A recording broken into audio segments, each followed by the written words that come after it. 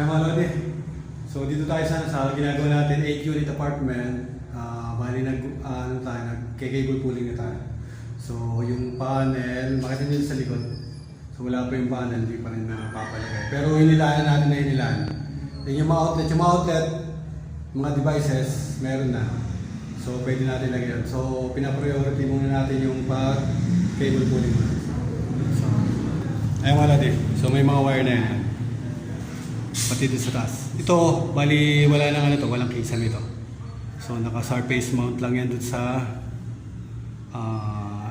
slab. Then sa mga outlet, may mga hinila na tayong wire dyan. May mga wire na doon. Ngayon mga lods, merong napatago na isang outlet kasi merong outlet dito. So paano nyo dumidilim? Nag-adjust yung ay mga lods. So merong isang outlet dito na natabunan na. Tulad yan, natabunan na. So ano yung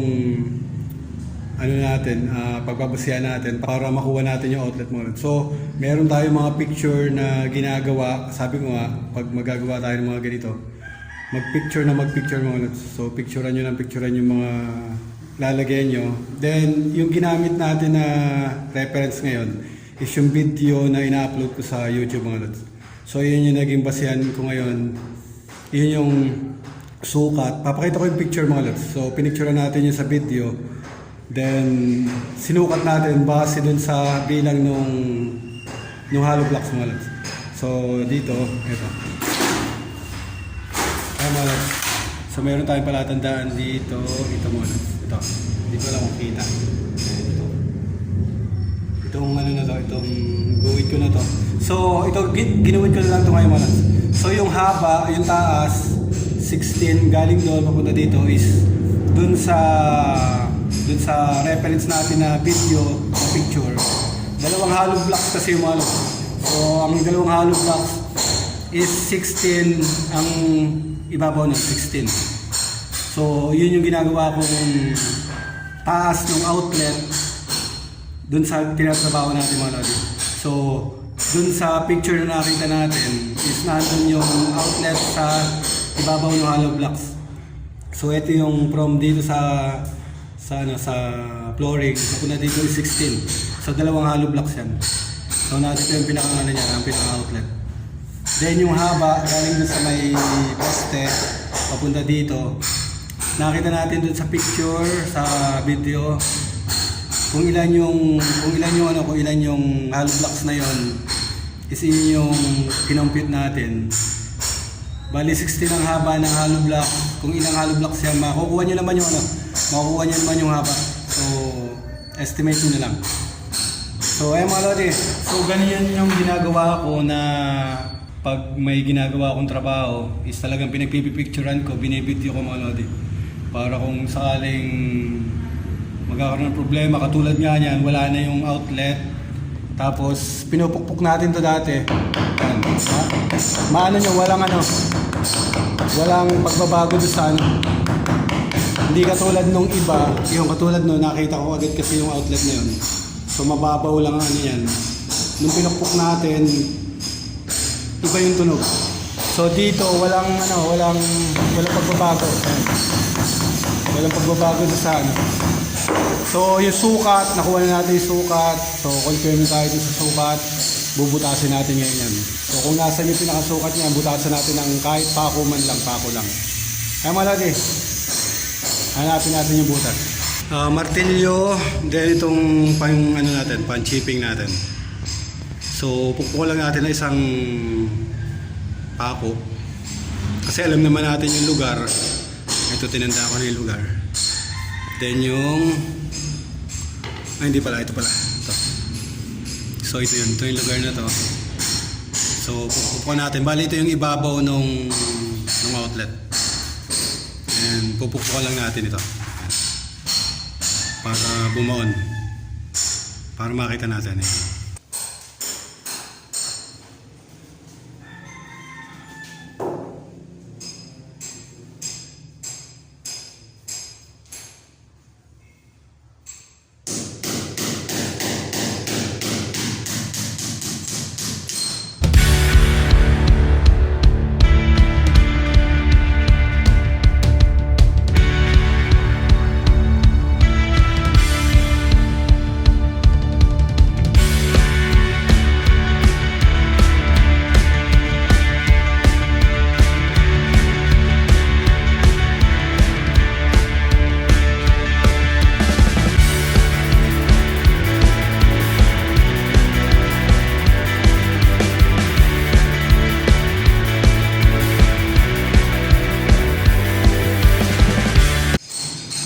Kaya mga lodi, so ito na yung ito na yung outlet na kuha na natin.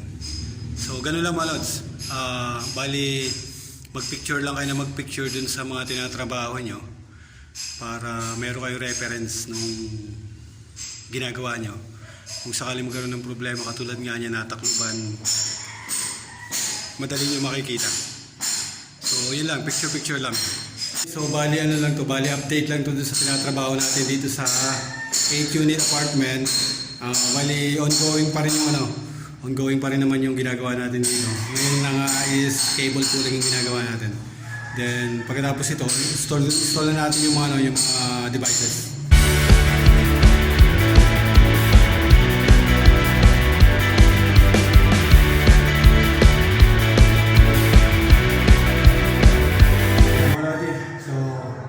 Kinakapit na natin yung wiring ng mga ilaw muna. So, yung mga ilaw muna nilalagyan natin. Kasi wala tayong kasamaan, wala si DJ Manex. So, ako na lang muna ang gumagalaw. So, kung ano yung kaya ko mag-isa, yun yung gagawin ko katulad itong mga termination ng cable pulling ng mga ilaw. And termination. Kinarmin na rin natin. So, may mga ano na rin yan, splice na rin natin yan. Lahat na nakagrab dyan is para sa ilaw na yan. Yun. Isa na yan. So, okay na yung ano yan. I-fix na lang natin yung ano yan, yung devices natin para dyan sa ilaw. So, dito sa baba, wala nang kisame itong mga lods. So, direct na to. Ito yan yung pinaka-ceiling yan. So, receptacle lang makapapalagay dito kasi wala namang ilaw na katulad ng mga pin light na nakalubog sa kisame. So ito, receptacle. Malaman natin doon sa naka-schedule na ilaw para dito mga lods. So check natin. Kasi yung mga nakalagay dito dati is yung mga surface mount. So check natin. Itatanong natin kay bossing sa nagpapagawa. Kaya mga lods, so itong unit na to is tapos na yung sa mga ilaw. Isang unit na lang yung natitira natin. Nakatapos na tayo kanina umaga doon sa A and D. A and D yung magkatapatan mga lods, magkatapatan doon. A and D yan. Ayan, sa lugar na yun. Dito A, then D. Ito is C. Itong lugar na to C. Ito. Ayan, C ito, C. So lalagyan na rin natin ng wiring ng mga ilaw. So kung natatandaan nyo yung natin, yung video natin, yung mga nakakapanood, makita nyo mga lodi, wala ditong bumaba na ilaw sa ilaw. So ito yung panel. Walang bumabang dyan para sa ilaw. So meron tayong gagawin para makakuha tayo ng power dito. Papunta dun sa switch na yung mga lods. So natin yung naka-switch. So sabi ko nga sa video nung nakaraan, sa baba natin pa dadaan tayo ng aircon mga lods. So makikisabay tayo sa aircon. Then yung aircon, may pipe yan papunta dito mga lods. Dito sa switch. Ito yung switch. Madilim mga lods, hindi natin makita. So yung lugar na yon, yung isang unit na yon is walang drop ng para sa ilaw. So nakalimutan natin yun. So ang gagawin natin, pasasabayin natin sa AC. Then nagpatakbo na rin tayo nagpatakbo tayo ng pipe from utility box ng AC papunta naman dun sa utility box ng switch. So halos magkadikit lang yung dalawang ngayon. Wall lang ang pagitan ng mga lods, wall. So yun lang yung gagawin natin paraan para lang masupply natin yung ilaw mga lods. Yun na yung pinaka the best na way kaysa magbabakbak pa tayo. So ayun mga lodi, so isang isang unit na lang yung lalagyan natin ng ilaw. Break time na, 3 PM na. So merienda muna tayo. Then after, tirahin natin yung last unit. Then baka bukas pumasok si DJ Manex. Yun na lang gagawin natin, puro outlet na lang dito sa baba mga lods. Outlet. Ayun mga lods. So lumipat na tayo ng yung unit. Ayan, makita nyo yung So halos pare-pare sa may unit. So tayo, pang last na unit to para dito sa cable pulling natin ng lightings. So yun na muna, iniuna natin kasi wala tayong partner. Ito kaya natin mag-ila na mag-isa mga lods. So makita niyo yung ito, papakita ko. Ngayon mga lodi, so ayun yung wire nasa may CR. So, ganito ako maghila ha. Makikita nyo yung paghila ko. So, ito yung dalawang wire, madilim. Yun yung utility box, junction box sana, hindi makita. So, may ilaw dito, may ilaw doon, then may ilaw doon. So, meron tayo pang wire pooling dito. Itong ginagamit natin mga nuts. Ito. So, nabili natin to sa Shopee.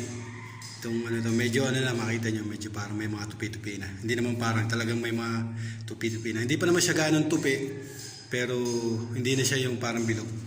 Then meron tayong isa. Ito yung binili natin na isa na pang piece wire natin, 30 meters yan. 30 meters. So ito ginagamit natin pag talagang hindi natin maitusok yung yung fish wire na yun. Kasi mas malambot yun compare dito muna. So ito matigas-tigas to. So ito yung ginagamit natin na pag merong medyo hindi pumapasok yung isa na yun. So pinasukan natin ng fish wire ito. Ito kasi medyo madulas to compare naman dun sa isa na yun. So ang ginagawa natin kung merong di tayo maipasok, so, natin ito 30 meters yan.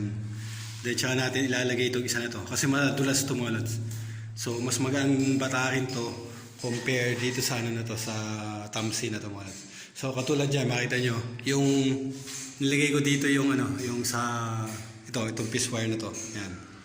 Dito sa bali to sala itong lugar na to, sala, then ito katabi ng sala, makita magkakatabi lang naman yan.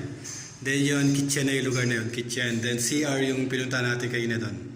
So na doon yung hinihila natin, ito yung hihilahin natin, yan mga lods. So hihilahin lang natin yan. O makita nyo mga lods, hop, sumabit na siguro, sana sumabit yun.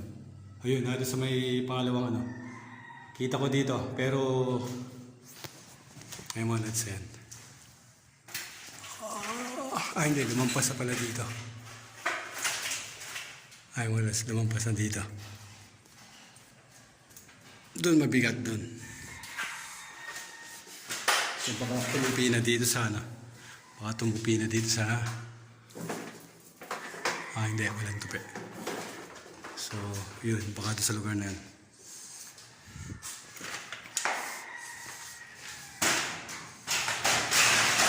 Kasi nakano to yun, nakabali. Ay mga lods, nakabali ito. So hilahin na natin dito para, ito na. Ito na. So hilahin na natin to. Then, hilahin natin papunta ron.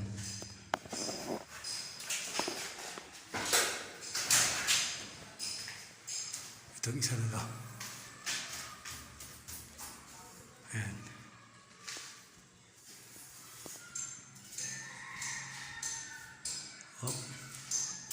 Sumabit na, ito na. So ito naman. So ano na to? Ito na yung pinakang final. Ito yung ilaw. Kasi ang switch niyan ayun yung pinaka-switch nung main switch na 3 gang. Ito, hindi makita mga lods. Madilim. So ilawan natin. Ayan. So ito yung switch nung main na 3 gang. Para dito. 1, 2, then yun 3. So iwala yun dito sa sa kwarto. Ito sa kwarto, may switch na sarili yan ito. Hindi pa na Then yung sa CR. Ito yung sa CR.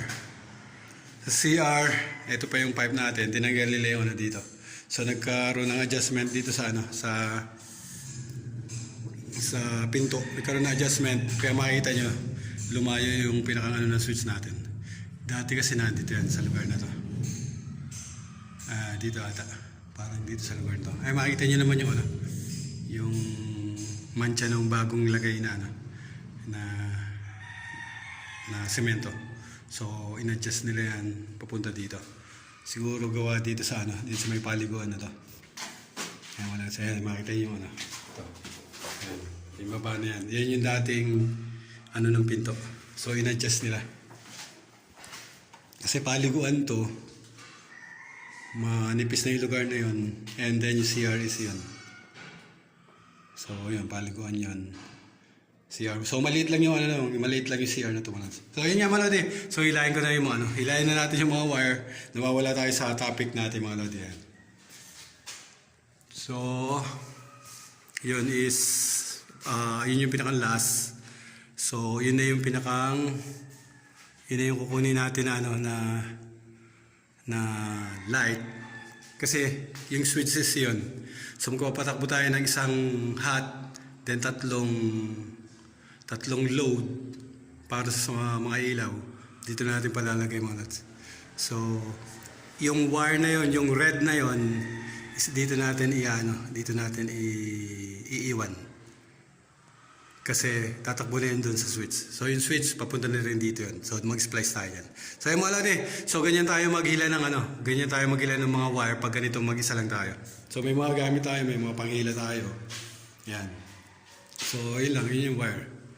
Then, yung gamit natin, hagdan, ladder. Ayan, ladder. So, ayun mga lodi.